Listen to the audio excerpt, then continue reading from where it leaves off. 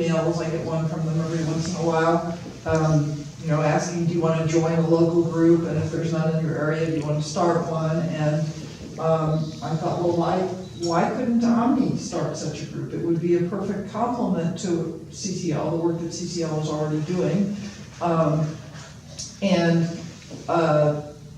It would, because the national group is so well established, you know, there would be other people getting emails from them saying, join a local group. They'd then be sent to Omni and to the group that we were having. And it just seems like a really good time to start something like that. I would just like to add that we had 60 people here last month because of the Diamond Pipeline, and that is a huge amount of mostly young energy that probably would be interested in being plowed into a 350 type mobilization. It seems like publicity is really important. If we can get this information about this community meeting happening to a wider audience than the usual, you know, Omni group, if there's any way we can do that, or however we can do that, you know, contacting the people at the Diamond Pipeline group, anybody here that's going to that, tell them about it. And they're having a march next Saturday. I think we could take flyers to that march and hand them out to people. That would be a good way to contact those people. Just anything we can think of to get the word out about it, and maybe something really good can come out of this. And I'd love to see more about the animal rights. Well, we do have that. That's a component of our vegetarian potluck. But it's very weak. It has a lot of room for improvement. Not to fault you, but I mean, it's just, that's the way, the reality. True. Just to follow up on what you're saying, Jeannie, I've been sending to Stop Diamond, that's Lay and Amanda. I've been sending them Luis Contreras stuff because he's extraordinarily knowledgeable. Miriam, I think you and he talked together at that 60-person meeting of activism last month, and I didn't know if you all were going to continue. Aren't you a paralegal? Yeah. And you had a lot of information. I've been He has working, a lot of information. yeah, I've been not working with Lay, I've been working with Amanda Kennedy. Great. And, Great. That was my hope. you know, Melissa Adams, John Adams. Yes. And Luis knows a lot, Doc Contreras, who is here too, he knows an awful lot. So I've been sending his emails to Lay and Matt to Stop Diamond. We have created a group, Amanda, and other people. The group is all open to the public. It's Water Guardians. It's www.waterguardians.org. AR waterguardians.org. That's better. We're upgrading what we had on Facebook to that the new website.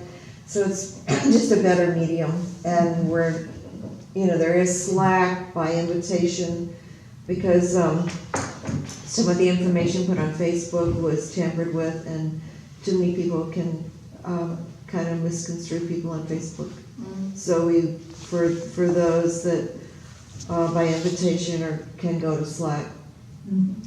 I had just a tiny little personal thing about Stop Diamond. I was coming back from Texas last Tuesday on I-40, and I came up the Pig Trail, Arkansas 23, and right at that Bolero truck stop, behind it is a tremendous laying in yard of all the pipe. So there were green pipe and brown pipe. I went and watched for a while, and I saw a very cursory inspection that was going on. There were two different groups with brown pipe and green pipe, and off the big trucks, there were a lot of trucks at the Valero parking area waiting to be offloaded, and I watched as a crane would pick them up with a magnet, put them so that the three people could look at it, they'd measure something, walk around it, and then it'd be put in the stack. It was very careful how they laid them in. They had created mounds, long lengths of mounds of dirt, covered that with blue plastic, and then they laid the pipe this way across the mounds.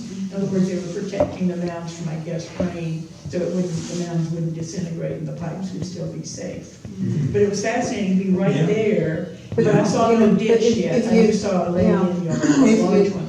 If you did more research, it's Wellspur is the pipe company out of India, and they had corrosive pipes and leaking in California on a beach. Right, And right. so, and also because an environmental assessment was not done as far as geological, geophysicists are, because of the earthquake, the fracking, and the fault lines. You know, it's called Permit 12, and the Corps of Engineer and the ruling of acceptance of Permit 12 automatically does not let you notify, you don't have to notify the public so that they can have any kind of input into it, or eminent domain. And Permit 12 also says that you don't have to do any kind of environmental assessment as to the safety. And there's no regulatory commission set up to inspect the job for product liability as you put it down. There is nothing in Arkansas to assure that this is being done properly, or those pipes are the right alloy and consistency. So it is really bad news.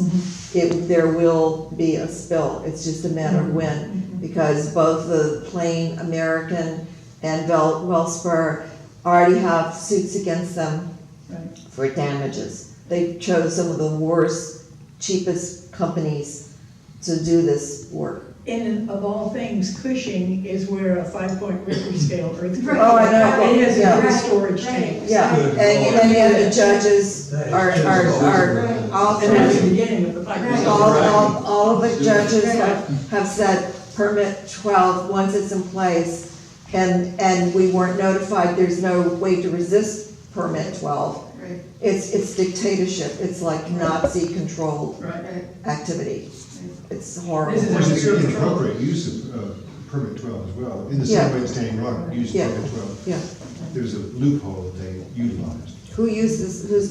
Standing Rock did the same. Oh, okay, yeah. it's the Dakota same- Access used the yeah, same. Yeah, exactly, but we don't even have as much as the Native Americans to fight with at this point. That's why we're raising money for legal representation. Well, the landowners who lost their land have already signed contracts, so that, And a gag order on that, on top of it. And not only that, but I talked to somebody and her father signed a lease agreement for a year. And I said, that's bait and switch. I said, and also, how is it legal to have a gag order? It's not a trial, it doesn't influence, like during a trial, you have a gag order so that it doesn't prejudice the jury. There is nothing or evidence, but there is, why a gag order if you're an American citizen and you sign a contract legally, why can't you talk about it? Oh, because maybe there's something screwy in that contract, or in domain, the eminent domain, that issue. I mean, that's, BP tried the same thing once, they wouldn't let them off the rigs until they signed a disclosure that they wouldn't talk about anything that happened at the time of the accident. That's bull, that's total Nazi mentality and action, and it actually took place. And of course, once they got off the rig, they reported it to attorneys and stuff.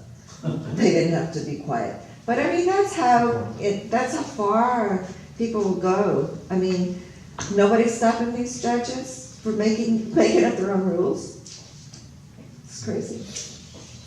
I'm sorry, I get emotional. I get I don't emotional. want to make us leave, but I'm just trying to make sure you get to leave when you want to leave. This book is, I have a paralegal experience What in. book, ma'am?